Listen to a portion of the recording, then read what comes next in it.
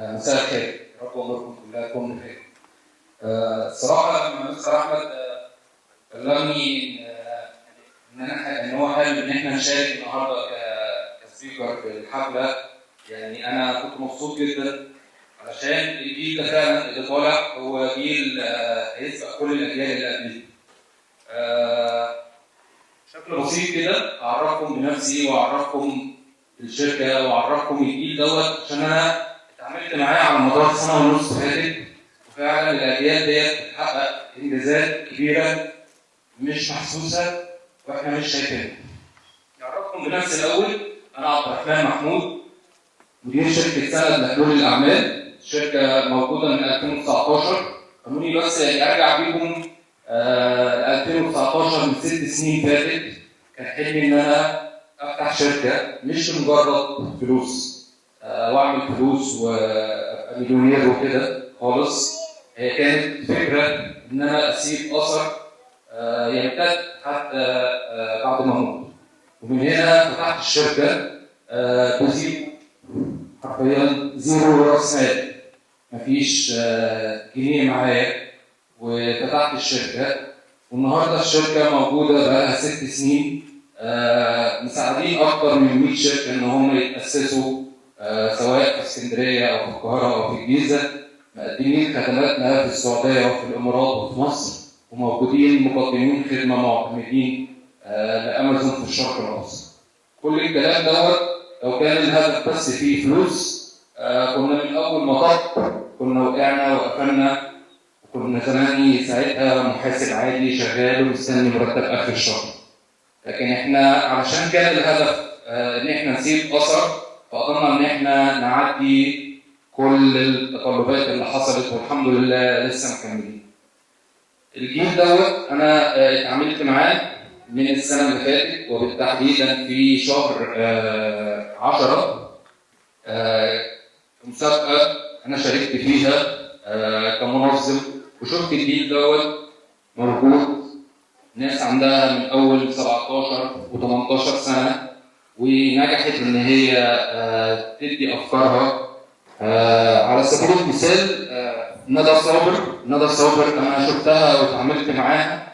ندى صابر هي بنت عندها 18 سنه من البحيره، فازت بالمركز الاول في مسابقه جرين وورد علشان بتبتكر الزراعه، بتبتكر حاجه في الزراعه بدون مياه. ودلوقتي الحمد لله هي محققه نجاحات رغم صغر سنها. شهر 2 اللي فات او في شهر 12 اللي فات كلنا تقريبا شفنا الشباب اللي طلعوا في شارك تانك. بغض النظر عن الفكره، هي كانت هم صغيرين جدا تقريبا في ابتدائي او في اول اعدادي، ورغم كده كان عندهم فكره وعندهم ان هم يحققوا حاجه.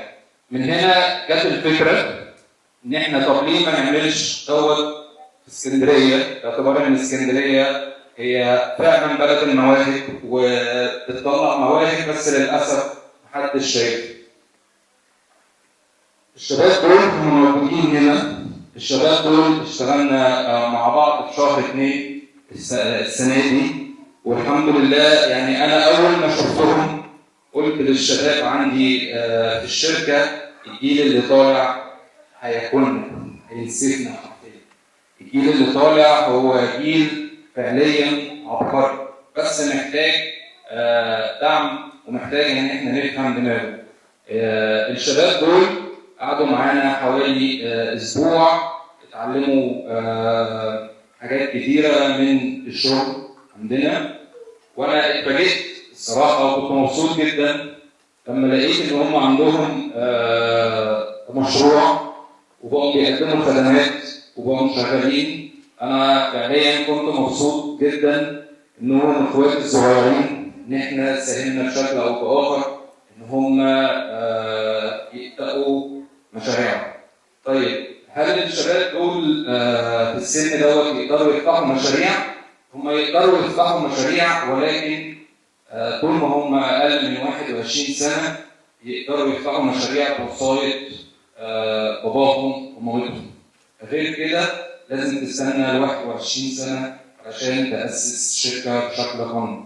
بس نصيحتي قبل ما حد يأسس الشركة هو يعمل تيست للفكرة الأول ويقعد فيها حوالي 6 شهور، يقدر إن هو يتعامل وينزل السوق وياخد فيدباك من الناس، ويغلط مرة يشتغل تاني ويغلط تاني، ما يزهقش، يخلي خلقه واسع عشان لو خلقه ضيق حرفيا هيتخنق ويقفل.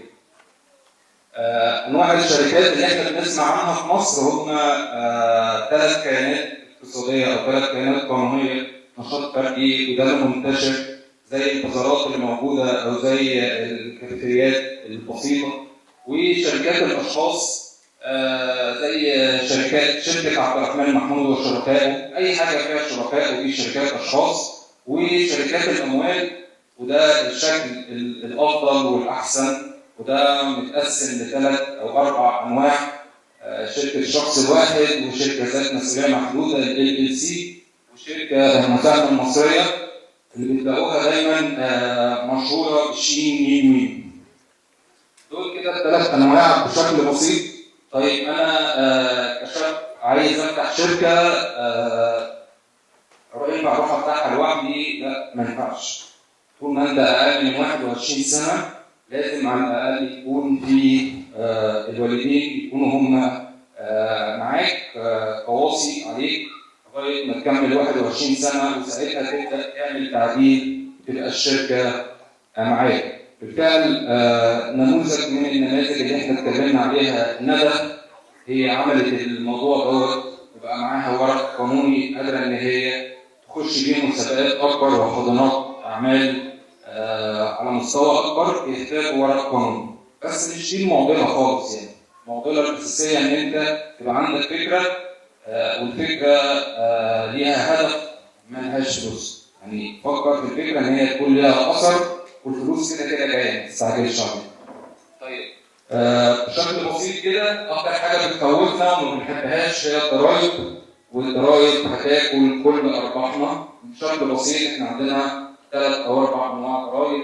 الضريبة الأشهر اللي بتبقى في شهر 3 و4 هي ضريبة الدخل، بتلاقوا في إعلانات كتير في التلفزيون مصلحتك أولا، دي ضريبة الدخل. ديت بتبقى نسبة من صافي الربح اللي احنا بنخرجه آخر السنة. بعد كده ضريبة القيمة المضافة اللي بتكون حوالي 14%، بتلاقوها موجودة في أي اقتصاد. لو انتوا في كافيه أو بتشتروا حاجة بتلاقوا فيه فات 14%. ده اللي بيتحملها المستهلك النهائي. وضريبه كسب العمل اللي بيتحملها الموظفين اللي جوه الشركه شغالين ومتامن عليهم. في الاخر بشكل بسيط كده، يعني اتمنى خلال ال10 دقائق دول قدرت ان انا وضحت لكم انواع الشركات، ووضحت لكم انواع الضرائب بشكل بسيط، ويعني حسست الناس ان الامور بسيطه، بس نحاول نستوعب اطفالنا. مش هنكر ان انا اول واحد اتعرضت للموقف دوت اول ما فكرت ان انا افتح الشركه. اول الاعتراض كان من والدي، قال لي انت بتعمل ايه؟ يعني علشان الاجيال القديمه زي ما استاذه سمر قالت بتفكر ان هي تخلص كليه وتشتغل وتفتح بيت وخلافه. قلت له انا هفتح المشروع بتاعي. قال لي انت حر. بس الحمد لله بعد 2 أو 3 النهارده قال لي عبد الرحمن انت عملت اللي انا ما قدرتش اعمله. فدي بالنسبه لي كانت الشهاده اللي انا يعني علقتها خلاص، انا كده اخدت الايزو، مش عايز حاجه تاني. فالحمد لله